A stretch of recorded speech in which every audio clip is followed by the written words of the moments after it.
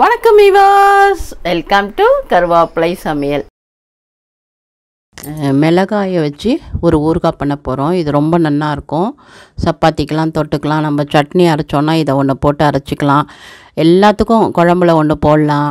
இந்த மாதிரி இதுக்கு நிறைய யூசஸ் இருக்குது. நீங்கள் அதை ப்ராக்டிஸ் பண்ணிக்கோங்க, உங்களுக்கு எது எதுலலாம் போட்டால் பிடிக்குதுன்னு. இப்போது இந்த மிளகாயை நான் ரெண்டாக நறுக்கிறேன். ஏன்னா தொட்டுக்கிட்டுக்கு மோர் சாத்துக்கு போடணுன்னா கூட கொஞ்சம் பெருசாக போட வேணான்னு சொல்லிவிட்டு இப்படி நறுக்கிறேன். நார்மலாக நடுவில் கீறிட்டு கூட நம்ம வறுத்து அரைக்கிற மசாலா உள்ளே வச்சு போடுவாங்க. நான் இந்த மாதிரி போடுறேன். இந்த மாதிரி ரெண்டாக நறுக்கிட்டு எல்லாத்தையும் எடுத்து அழகாக ஊறுகாய் எல்லாமே ஒன்று கண்ணாடியில் வைங்க, இல்லைன்னா ஜாடி இருக்குல்ல பீங்கான், அதில் வைங்க. இப்போது அதுக்கு உண்டானதெல்லாம் வறுக்க போகிறோம். இது வெண்கடுகு, அது கொஞ்சமாக போட்டுக்கோங்க. அது கிடைக்கலனாலும் பிரச்சனை இல்லை. வெறும் கடுகே நல்லா 2 பெரிய டேபிள் ஸ்பூன் அளவுக்கு போட்டுக்கோங்க அந்த மிளகாக்கு. அப்புறம் வெந்தயம், சோம்பு, இது எல்லாத்தையும் போட்டு நல்லா வறுத்து பொடி பண்ணணும். சரியா? இப்போ எல்லாத்தையும் நம்ம போட்டுறோம். போட்டுட்டு நல்லா சிம்மில் வச்சு தீயாமல் வறுக்கணும்.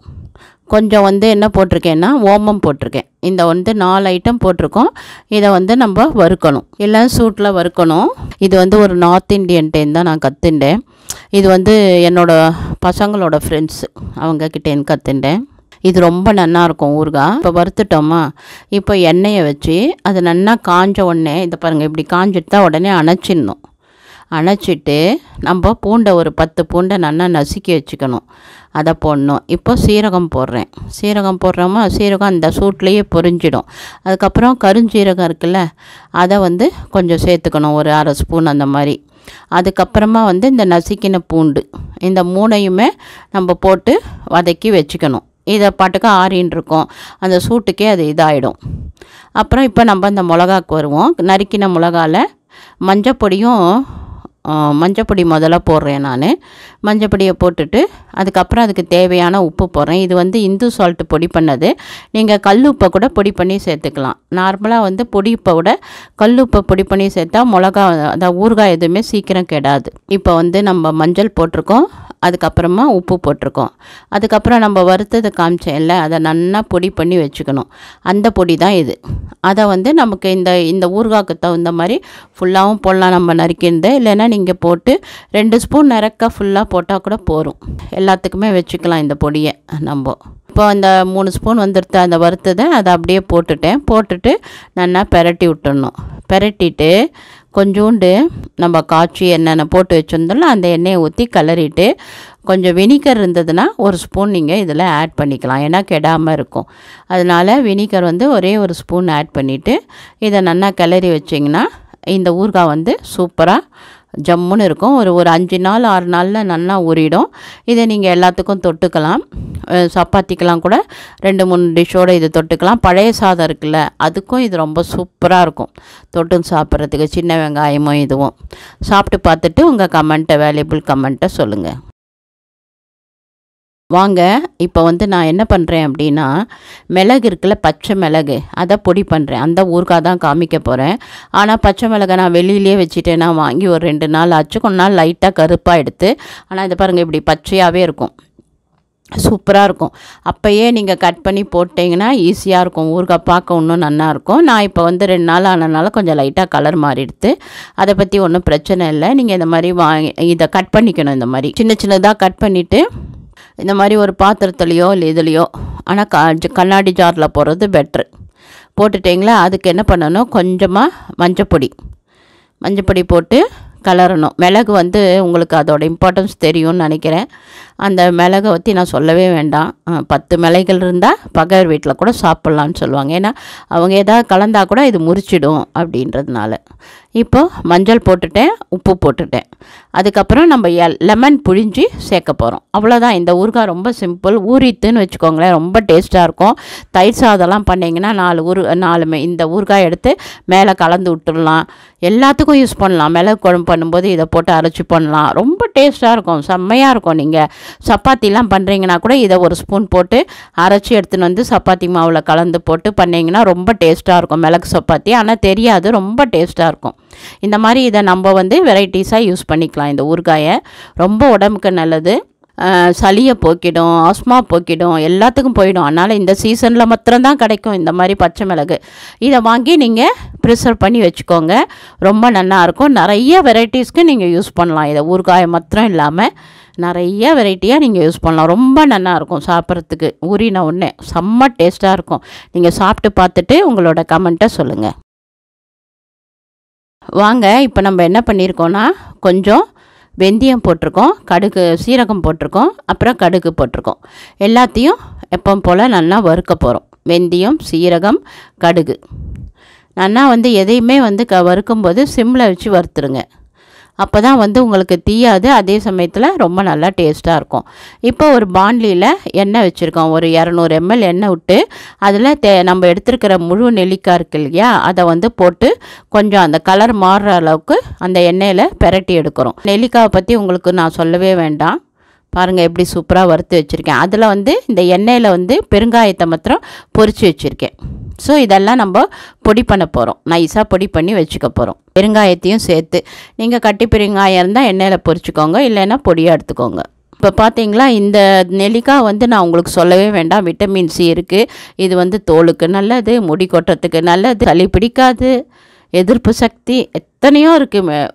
சொல்லிக்கிட்டே போகலாம் நெல்லிக்காயோட பலன்களை. அதனால் இப்போது எண்ணெய் வச்சுருக்கேன். அதில் கடுகு போட்டுட்டு சிவப்பு மிளகா, கடுகு, கொஞ்சம் பெருங்காயம், கொஞ்சம் கருவேப்பிலை எல்லாம் போட்டுட்டேன். இதை போட்டு வதக்கி வச்சுக்கிறோம் நம்ம. அதாவது இது நல்லெண்ணெய் தான். எல்லா ஊறுகாய்க்குமே நல்லெண்ணெய் தான். நான் மறந்துட்டேன்னா நீங்கள் ஞாபகம் வச்சுக்கோங்க. ஊறுகாய் போட்டாலே நல்லெண்ணெய் தான். இப்போ கடுகு வெடித்து, சீரகம் வெடித்து, மிளகாயெல்லாம் வதக்கி வச்சுக்கிறோம். இப்போ நம்ம வறுத்த பொடி பண்ண பொடி, கொஞ்சம் காரப்பொடி, மஞ்சப்பொடி, உப்புக்கு கல் உப்பை நான் பொடி பண்ணி வச்சேன். நைஸாக மிஷின் குழவியில் நைஸாக நசுக்கிட்டு எடுத்துகிட்டு வந்திருக்கேன். இப்போ இந்த நாளையும் நம்ம மிக்ஸ் பண்ணிடுறோம்.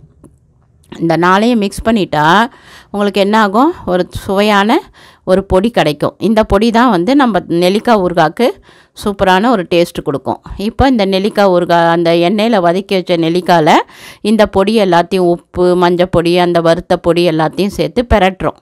நல்லா பிரட்டிட்டு நம்ம ஏற்கனவே எண்ணெய் காய வச்சு வச்சுருக்கோம் இல்லையா, என்னென்ன போட்டு காய வச்சு வச்சுருந்தோம், சீரகம், மிளகா, கருவேப்பிலை, பெருங்காயம் எல்லாத்தையும் போட்டு ஊற்றிட்டோம். நம்மளோட ஊறுகாய் ரெடி. இப்போது பாண்ட்லியில் நம்ம எண்ணெய் ஊற்றிருக்கோம். இந்த எண்ணெயில் நம்ம கேரட்டை பொரிக்கிறோம். அதாவது இது வெஜிடபிள் ஊறுகாய். இந்த சீசனில் தான் கிடைக்கிற வெஜிடபிள்ஸை யூஸ் பண்ணி நம்ம பண்ணுறோம். நீங்கள் உருளைக்கிழங்கு யூஸ் பண்ணலாம், சாய்ஸ் பீட்ரூட் யூஸ் பண்ணலாம், அந்த மாதிரி. இப்போ நான் கேரட்டை எண்ணெயில் பொரித்து எடுத்துட்டேன். அப்புறம் இது பஜ்ஜி மிளகாவை எண்ணெயில் பொரித்து எடுத்துக்கிறேன். அப்புறம் கொஞ்சம் வெண்டைக்காய், ஒரே ஒரு நெல்லிக்காய் எல்லாத்தையும் நல்லா எண்ணெயில், அந்த நல்லெண்ணெயில் பொரித்து எடுத்துக்கிறோம். நம்ம பொரித்து எடுத்துட்டா தான் இந்த ஊறுகாய் கெடாமல் இருக்கும். அதுக்காக தான் நம்ம எல்லாத்தையுமே எண்ணெயில் பொரிச்சிடுறோம். எண்ணெயில் பொரித்து எடுத்துட்டு அதுக்கப்புறம் அந்த எண்ணெயில் கடுகு, சீரகம், இல்லை வெந்தயப்பொடி, வெந்தயப்பொடி, கடுகு, சீரகம், அப்புறம் பெருங்காயப்பொடி இதெல்லாம் போட்டுட்டு அணைச்சிடணும். அணைச்சிட்டு நம்ம காய் இருக்குது பார்த்திங்களா, எண்ணெயில் வதக்கி எடுத்த காய், அதுக்கு தேவையான உப்பை போடுறோம். உப்பு போட்டுட்டு காரப்பொடி போட்டு கிளறோம். உங்களுக்கு தெரியும் வெஜிடபிள்ஸ்லாம் ரொம்ப நல்லது உடம்புக்கு. இந்த மாதிரி பண்ணி வச்சுட்டிங்கன்னா ஃப்ரிட்ஜில் கூட வச்சுக்கலாம். 15 நாள் ஆனாலும் கெடாது. வெளியிலையும் ஒரு வாரம் வச்சுக்கலாம். அதுக்கு தேவையான ஒரு ஸ்பூன் வினிகர் ஊற்றுறேன். வினிகர் இல்லைன்னு வச்சுக்கோங்களேன், நீங்கள் லெமன் ஒன்று புழிஞ்சிக்கலாம். இப்போ இதெல்லாம் போட்ட உடனே நம்ம காய வச்சு போட்ட எண்ணெய் எடுத்து அதோட தலையில் தான் பொரிச்சிருக்கோம்ல எல்லா காயும், அதே எண்ணெயில் நம்ம தாளிச்சிருக்கோம்ல, அதை எடுத்து போட்டோன்னா சுவையான நம்மளோட வெஜிடபிள் ஊறுகாய் ரெடியாக எடுத்து நீங்கள் உங்களோட சாய்ஸ் இந்த காய் சேர்க்குறது பீட்ரூட்டு, உருளைக்கிழங்கு, நூல்கோல்லாம் சேர்க்கலாம். அடுத்ததாக நம்ம பார்க்க போகிற ஊறுகாய் மாகாணி கிழங்குன்னு சொல்லுவோம். மாகாணி கிழங்கு நீங்கள் அதை மாத்திரம் குறைச்சி எடை போடாதீங்க. அதுக்கு அவ்வளோ சக்தி இருக்குது மாகாணி கிழங்குக்கு. அதாவது கல்யாணம் ஆன ஜென்ட்ஸு, லேடிஸ்லாம் சாப்பிட்டா ரொம்ப நல்லது. அது இல்லாமல் இது தோலுக்கு நல்லது. இதுக்கு சரசப்பரிலான்னு பேர் இங்கிலீஷில். இது கிடைக்கிறதே ரொம்ப கஷ்டம். இது இந்த சீசனில் மாத்திரம்தான் கிடைக்கும். அப்போ நீங்கள் வாங்கி ஊறுகாய் போட்டுக்கலாம். இந்த மாதிரி மாகாணி கிழங்கு இந்த சீசனில் டி நகரில் நிறையா கிடைக்கும். இதை அந்த தோல் ரொம்ப ப்ரௌனாக இருக்கும். நான் சீவி வச்சதை தான் உங்களுக்கு காமிக்கிறேன். இதை பாருங்கள், நடுவில் அந்த தண்டு, இந்த தண்டை ரிமூவ் பண்ணிடணும். நம்ம பாருங்கள் இப்போ எப்படி கட் பண்ணியிருக்கோன்னு. அது நடுவில் இருக்கிறதெல்லாம் எடுத்துட்டு அதுக்கு தேவையான உப்பு போடணும். காரப்பொடி போடலாம், இல்லைன்னா ஒரு 10 மிளகா ஊற வச்சு அரைச்சும் ஊற்றலாம். அதில் கொஞ்சம் கடுகும் போட்டு அரைக்கலாம். இப்போ நான் தயிர் ஊற்றுறேன். லைட்டாக புளித்த தயிர், அதாவது புளிக்காமல் இருந்தால் கூட ஓகே, ஆனால் தயிர் கெட்டி தயிராக ஊற்றணும். இது வந்து ஒரு 5 நாள் ஊறினா உங்களுக்கு நம்மளோட ஊறுகாய் ரெடி ஆகிடும். இந்த ஊறுகாய் இதை பற்றி நான் சொல்லவே வேண்டாம். டி நகரில் எல்லாத்துலேயும் இந்த சீசனில் கிடைக்கும். இது ரொம்ப பிரமாதம். ஆக்சுவலாக ரத்த கொதிப்புலாம் இருந்ததுன்னா இந்த ஊறுகாய் ரொம்ப நல்லாயிருக்கும்.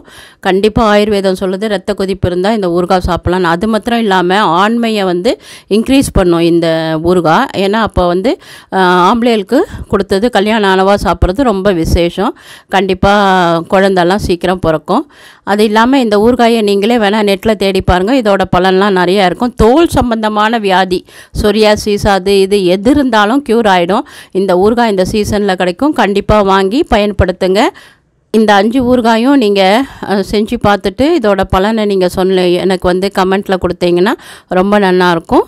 நன்றி, வணக்கம். ஆரோக்கியமாக சாப்பிடுவோம், ஆரோக்கியமாக இருப்போம்.